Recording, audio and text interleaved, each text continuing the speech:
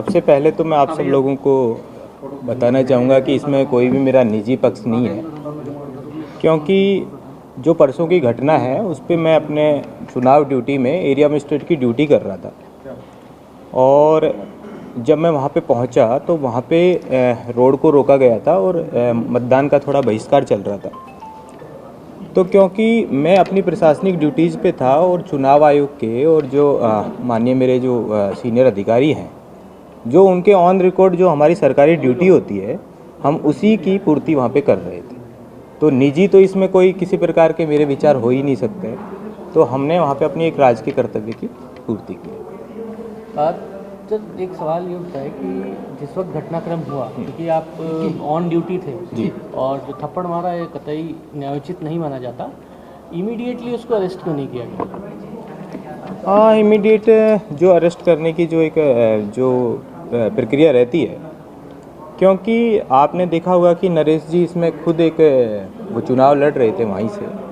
तो ये एक सामान्य प्रशासनिक एक व्यवस्था है कि अगर कोई चुनाव लड़ रहा है तो उसमें एक उनकी कोशिश रहती है कि वो अपना जो पूरा जो पोल का जो टाइम है उसको वो अच्छे से यूटिलाइज करें और अपना उनको एक फेयर चांस मिले।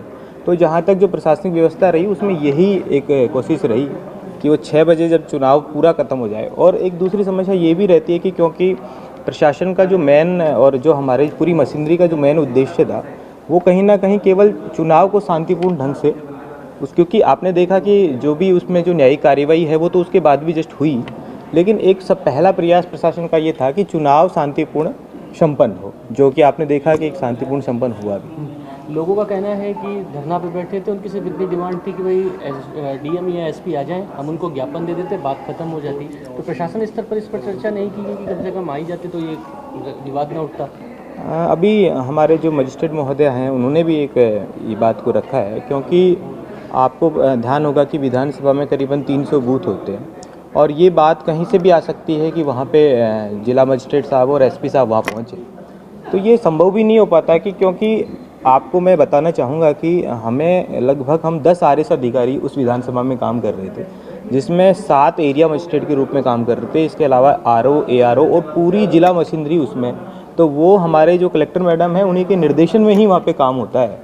तो उनकी अपनी बहुत सारी जिम्मेदारियाँ होती हैं, तो वो व्यक्तिगत रूप में उनकी। और चुनाव के दिन तो क्योंकि सूचनाओं का आदान प्रदान होता है और बहुत सारी सूचनाएँ माननीय आयोग को भी भेजनी होती हैं, तो उसमें मजिस्ट्रेट साहब की एक भूमिका रहती है। तो शायद ये रीज़न रहा हो। आपने खुद एफआईआर लॉन्च कराई है? बिल्कुल, क्योंकि घटना मेरे साथ सीधे ही हुई है और आपने वीडियो में बिल्कुल क्लियरली देखा ही है। तो मैंने बिल्कुल मेरे जो पक्ष था और जो एक्चुअल जो पूरे दिन की घटनाएं थी उनके बारे में एफआईआर आपके सामने वो आ भी गई होगी। सर, एक आरोप लगा रहे हैं नरेश मीणा कि आपके द्वारा फर्जी वोट वहाँ डलवाए जा रहे थे और आपको थप्पड़ मारा, तो इसका उन्हें कोई अफसोस नहीं है। वो कह रहे हैं कि मैंने सही थप्पड़ मारा है। ये क्रिमिनल एक्टिविटी थी और अगर कोई भी क्रिमिनल एक्टिविटी करता है तो वो अपने बचाव के लिए कोई भी आरोप किसी पे लगा सकता है।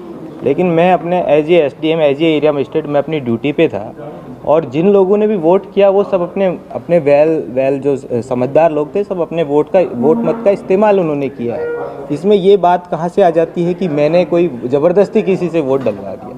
ये तो संभव ही नहीं है। हम तो हमारी राजकीय कर्तव्य को निभा रहे हैं। अब आरोप लगाना तो बड़ा आसान होता है। आरोप आप प्रूव करो ना, कुछ भी आप कोई बात को प्रूव करो। भाई आरोप लगाना तो बहुत आसान बात है ना। बीइंग अ विक्टिम, आप किस तरीके की कार्रवाई चाहते हैं पुलिस से? नहीं, मैं सबसे पहले आपसे निवेदन करना चाहूँगा, मैं इसमें विक्टिम अपने आप को मानता ही नहीं हूँ, क्योंकि मैं अपना प्रशासनिक कार्य कर रहा था और उसमें विक्टिम होने जैसी बात है ही नहीं। जो भी वो एक आपराधिक गतिविधि हुई वो केवल आप उसको केवल मेरे साथ हुई ऐसा नहीं है। मेरी जगह कोई भी एसडीएम या कोई भी वहाँ पे अधिकारी होता उसके साथ भी वो घटना हो सकती थी। तो इसमें विक्टिम वाली कोई बात है। आप मांग करते हैं पुलिस से कि कड़ी कार्रवाई करे, किस तरीके की कार्रवाई? नहीं, आप देख ही रहे हैं कि काफ़ी अच्छी कार्रवाई हो रही है। लगातार उसको जो संबंधित है उसको गिरफ्तार भी कर लिया गया है और उसमें नियमानुसार कार्रवाई होगी 100%। कानून का तो यही रहता है कि भाई वो पूरी तरीके से उस पर कार्रवाई। मामला आपसे जुड़ा हुआ है, पूरा टोंक जल रहा है, पूरा देवली जल रहा है, उनियारा जल रहा है, लोग प्रदर्शन कर रहे हैं, क्या कुछ अपील करना चाहेंगे उनको आप?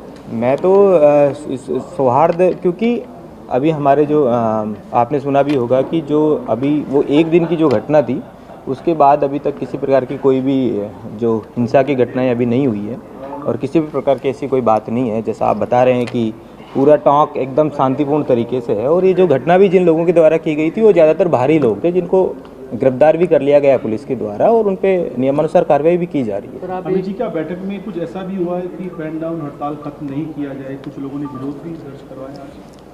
इसमें ये तो एसोसिएशन की इन हाउस मीटिंग थी, वो तो एक चर्चा का पार्ट है जो माननीय हमारे जो अध्यक्ष महोदय हैं खराड़ी जी, उन्होंने आपको बता ही दिया है।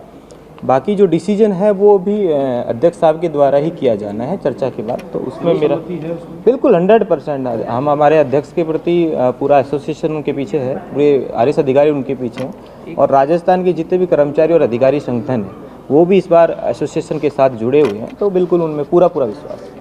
एक सर, ये लोकल असेसमेंट इस बात का हो रहा है, सवाल उठ रहा है कि आप एसडीएम हैं और चूंकि धरना के बाद बड़ी तादाद में लोग वहाँ पर आया था, क्या इंटेलिजेंस एज्यूम नहीं कर पाई थी कि इतना बड़ा घटनाक्रम होगा?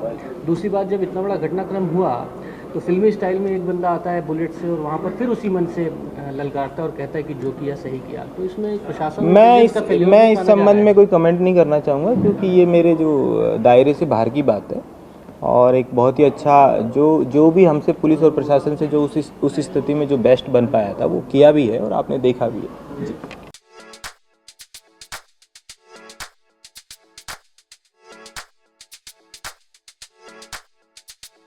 R&T ग्रुप ऑफ कॉलेजेस, यहाँ आपको मिलता है world class infrastructure in India, well equipped science laboratories, agriculture की यूनिक सीड लैब भी, digital library, computer lab with AI technology, digital board सभी छात्रों के लिए, ऑनलाइन स्टूडेंट्स के लिए पॉडकास्ट रूम भी अवेलेबल है। चित्तौड़गढ़ जिले और MLSU उदयपुर का एकमात्र एक्रीडेटेड कॉलेज। कोर्सेज हैं जिनमें BCA, BCom, BSc, bio, maths, agriculture, BA, B.Ed, BA, B.Ed, BSc, B.Ed, BSTC, MA, MSc, MCom। बड़े और खुले ग्राउंड स्पोर्ट्स के लिए जहां होती है sports activities, training, personality development, student development activities, seminar और कॉन्फ्रेंस फैसिलिटी भी, NCC एक्टिविटीज ताकि NCC कैडेट के रूप में आप भविष्य संवार सके, देश की सेवा कर सके।